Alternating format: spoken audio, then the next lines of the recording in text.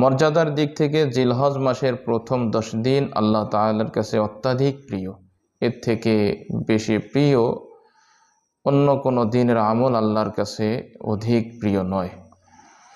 কোরআন এবং হাদিস শরীফ থেকে যেটা জানা যায় সেটা হলো, উলামা ইকরাম কোরআন হাদিসের বর্ণনাগুলো একত্রিত করে কথা বলে এই সিদ্ধান্ত উপনীত হয়েছেন, রমজানের পরে সবচেয়ে বেশি ফজিলতপূর্ণ দিন হলো জিলহজের প্রথম 10 দিন।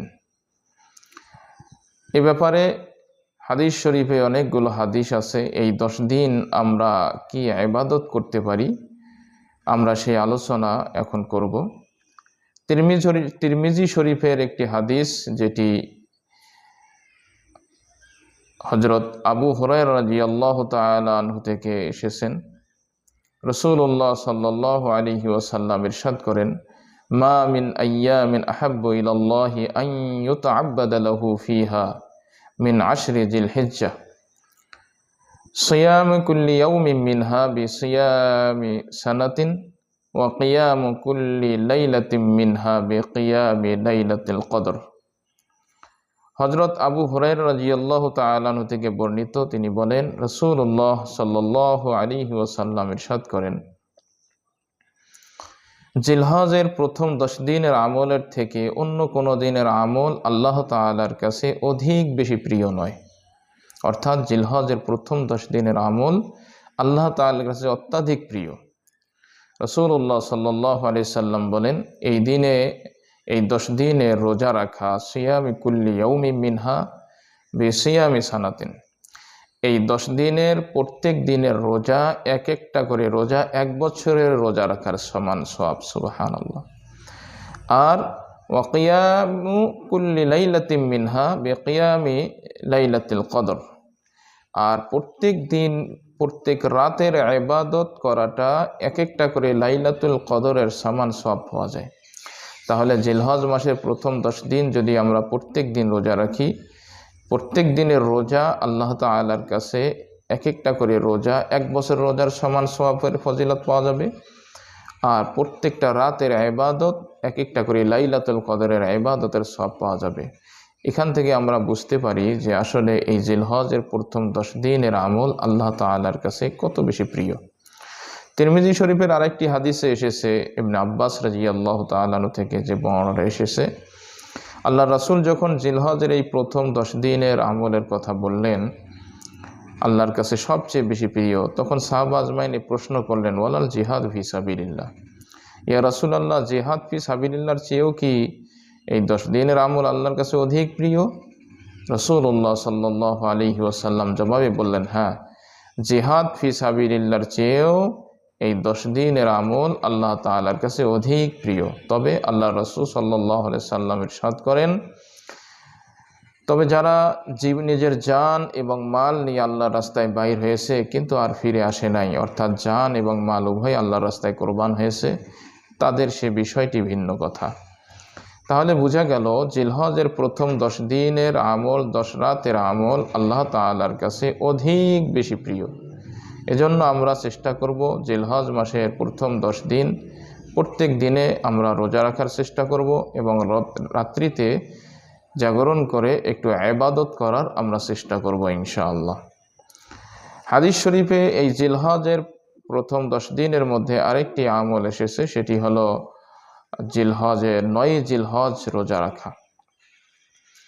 আল্লাহ রাসূল সাল্লাল্লাহু আলাইহি ওয়াসাল্লাম ইরশাদ করেন, যেটি ইবনে মাজাহ শরীফে এই হাদিসটি এসেছে, হযরত আবু কাতাদা রাদিয়াল্লাহু তাআলা থেকে হাদিসটি বর্ণিত। আল্লাহ রাসূল বলেন, সিয়ামু ইয়াউমি আরাফাতা ইন্নী আহতাসিবু আলাল্লাহি আন ইউকাফিরা সানাতাল্লাতী ক্বাবলা ওয়াস সানাতাল্লাতী বা'দা। আল্লাহ রাসূল বলেন, আরাফার দিনের রোজা আমি এটা আল্লাহর কাছে মনে করি যে 1 বছর আগের 1 বছরের পরের গুনাহ খাতা আল্লাহ রাব্বুল আলামিন মাফ করে দেবেন। অর্থাৎ আরাফার দিনের রোজা যদি আমরা রাখি, পুরা 2 বছরের রোজা সামন পিছন আল্লাহ রাব্বুল আলামিন এই 2 বছরের যত গুনাহ আছে, এই 2 বছরের গুনাহগুলো আল্লাহ রাব্বুল আলামিন আমাদেরকে মাফ করে দেবেন। তো সেজন্য আমরা আরাফার দিনের রোজাটা রাখবো। এখন প্রশ্ন হলো, আরাফার দিনে রোজা আমরা কোন দিন ধরব? আমরা তো মিডিয়ায় যেটা দেখি, আমাদের দেশের 8 তারিখে, সৌদি আরবের 9 তারিখ তারা সেখানে আরাফার দিন আরাফার ময়দানে অবস্থান করেন।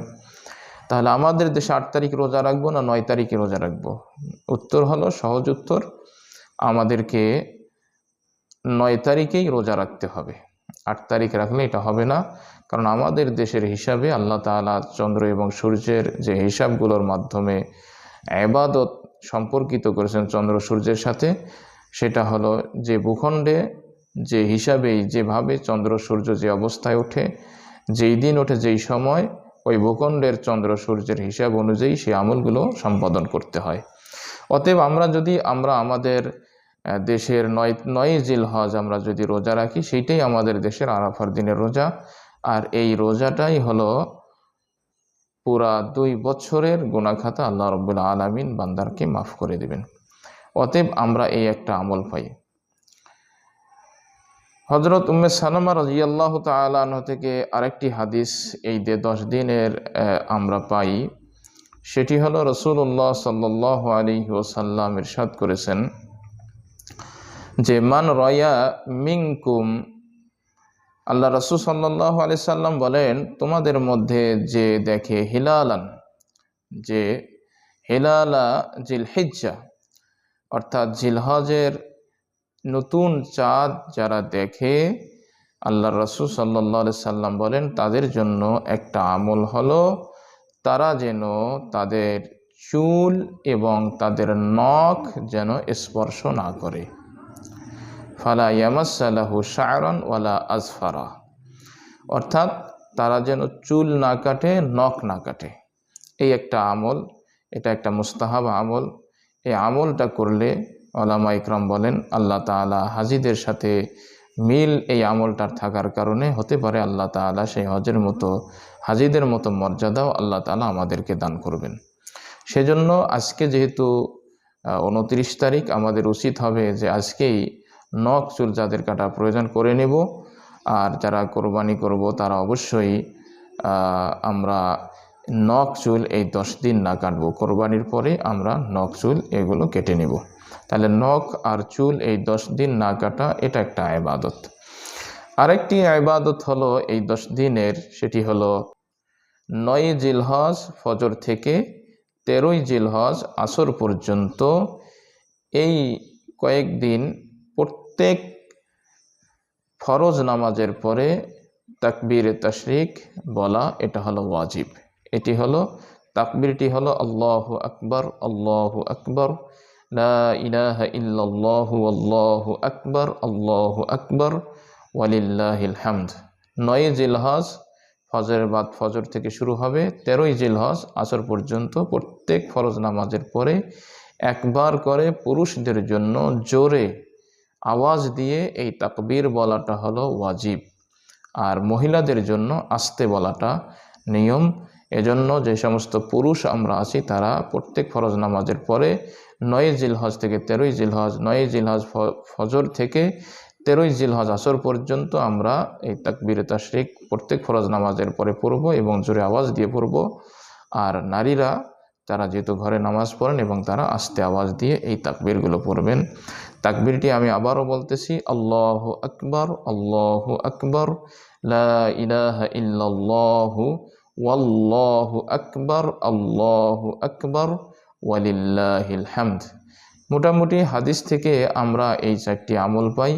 এছাড়াও এই 10 দিনের সবচেয়ে দামি একটা আমল হলো, সেটি হলো কোরবানি করা। কোরবানি, আল্লাহ রাসূল সাল্লাল্লাহু আলাইহি সাল্লাম ইরশাদ করেন যে কোরবানির দিন, অর্থাৎ জিলহজের 10ই জিলহজ ঈদের দিনে রক্ত প্রবাহিত করা, এর থেকে আল্লাহর কাছে আর উত্তম কোনো ইবাদত নেই। অর্থাৎ কোরবানি করা এটা আল্লাহর কাছে অত্যন্ত দামি। যাদের কোরবানি ওয়াজিব তারা অবশ্যই আমরা কোরবানি করব, কারণ আল্লাহ রাসূল সাল্লাল্লাহু আলাইহি সাল্লাম বলেছেন যে যাদের কোরবানির করার সামর্থ্য আছে, তারা কোরবানি যদি না করে সামর্থ্য থাকার পরেও, ফালা ইয়াকরাবান্না মুসাল্লানা, সে যেন আমার ঈদগাহে না আসে। তো অতএব আল্লাহ রাসূলের কাছ থেকে এটা বড় একটা ধমকি। সেজন্য যাদের উপর কোরবানি ওয়াজিব, অর্থাৎ নেশাব পরিমাণ মালের মালিক যারা, তারা এই 10ই জিলহজ কোরবানি করবে। হাদিস শরীফে এসেছে আল্লাহ রাসূল সাল্লাল্লাহু আলাইহি ওয়াসাল্লামকে জিজ্ঞাসা করা হলো, মা হাযিল আদাহি ইয়া রাসূলুল্লাহ। আল্লাহ রাসূলকে জিজ্ঞাসা করা হলো যে হে আল্লাহ রাসূল, কোরবানি কি?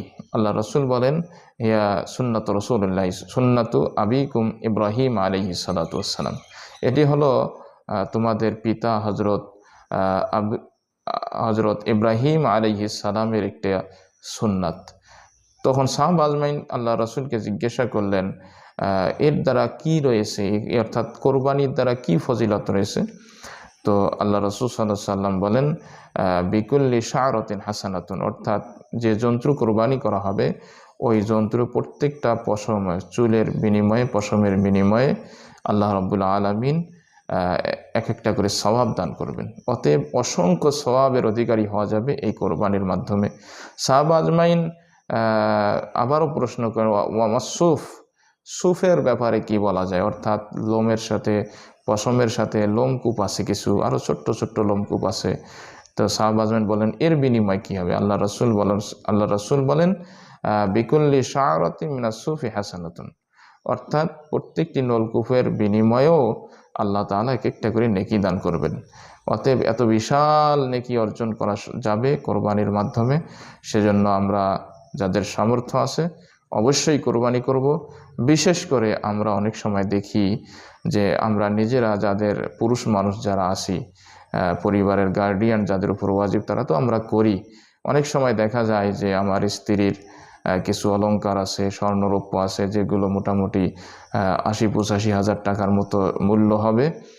এরকম যদি মূল্যমানের কোনো কারো স্ত্রীর যদি এরকম স্বর্ণ অলংকার, রূপা অথবা নগদ টাকা এরকম যদি থাকে, তার স্ত্রীর উপরও কিন্তু কোরবানি ওয়াজিব।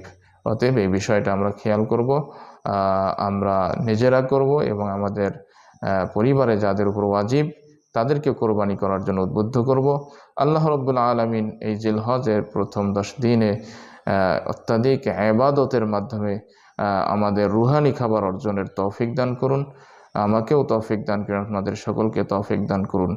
এই দোয়া রেখে আমি সংক্ষিপ্ত আলোচনা শেষ করছি। আসসালামু আলাইকুম ওয়া রাহমাতুল্লাহ।